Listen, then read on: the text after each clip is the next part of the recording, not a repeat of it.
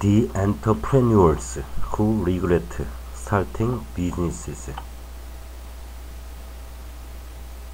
especially recently, becoming your own boss can be glamorous, but not everyone who's forged their independent professional path is happy they did.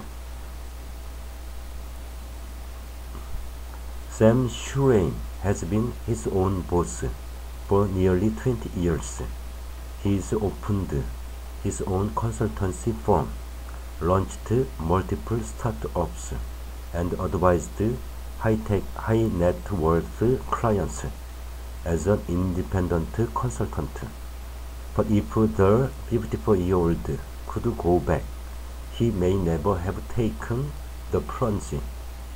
If I'd had a crystal ball, I would have never made that jump, says Boston-based Schrein.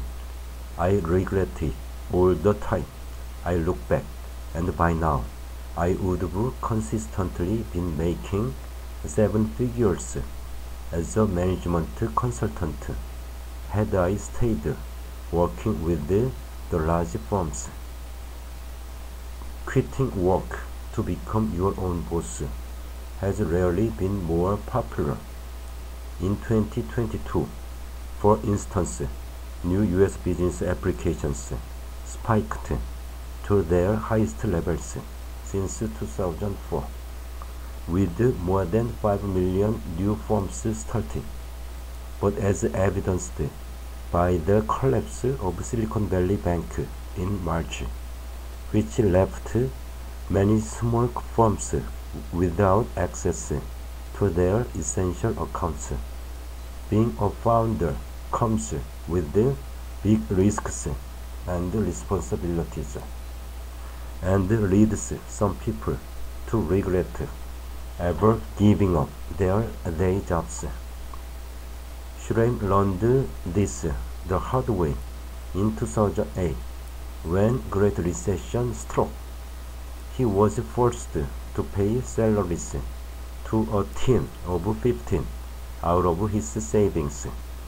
He racked up sleepless nights and huge amounts of debt.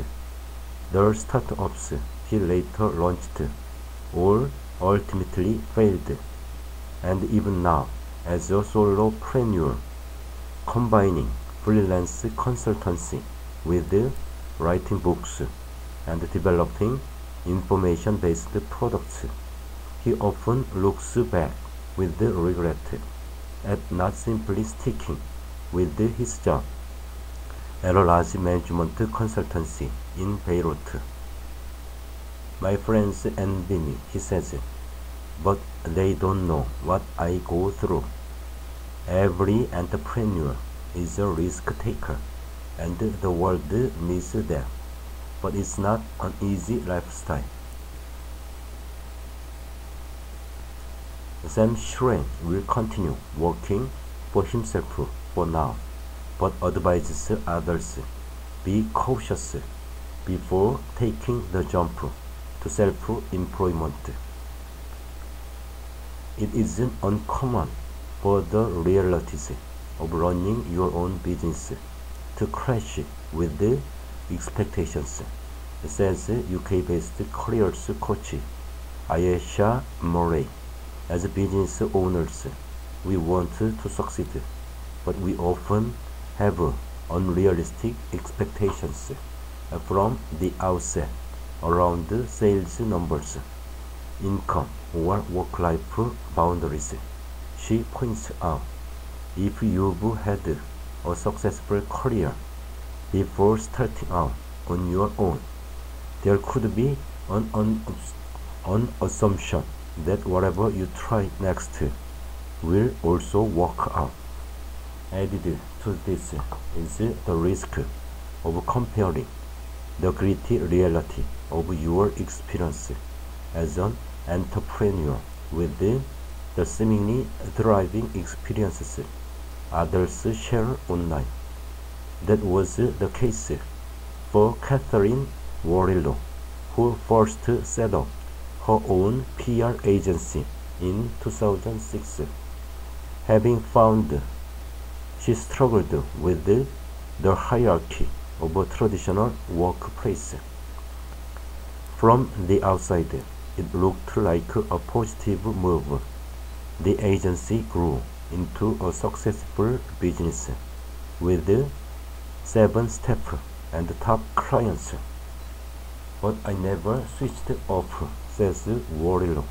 I felt overwhelmed and anxious all the time. Nothing ever felt good enough. The stress turned her into a complete control freak, always micromanaging her team. It wasn't what the now 43-year-old from Oxford, UK had imagined. My biggest misconception was that being my own business equaled freedom, that you could come and go as you pleased and set your own hours.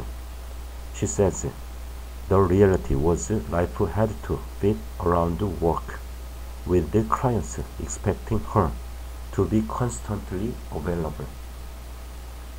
That's why in 2015, having been offered a job by one of her prospective clients, the mother of 2 decided to give up the company.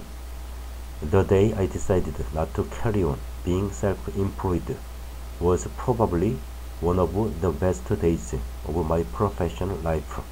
She says it felt like a massive weight had lifted.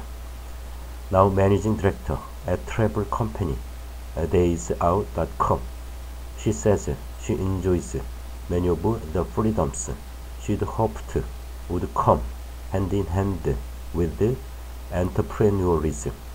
She's able to pop out for appointments and finish early some days to meet a friend for coffee. Catherine Warrillow went back to working for someone else after learning starting her own firm was not what she wanted it to be.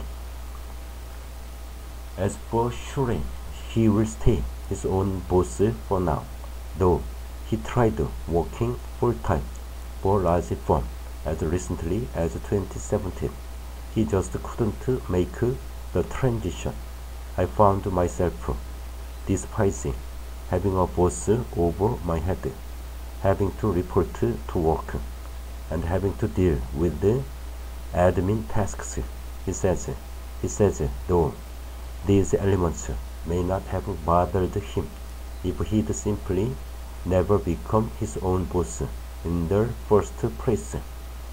Of course, there are plenty of success stories, and many people who hang their own shingles would never look back. Still, Shuren is cautious about encouraging anyone else to follow in his footsteps. Anyone who wants to make that jump into entrepreneurism needs to be aware of the ups and downs.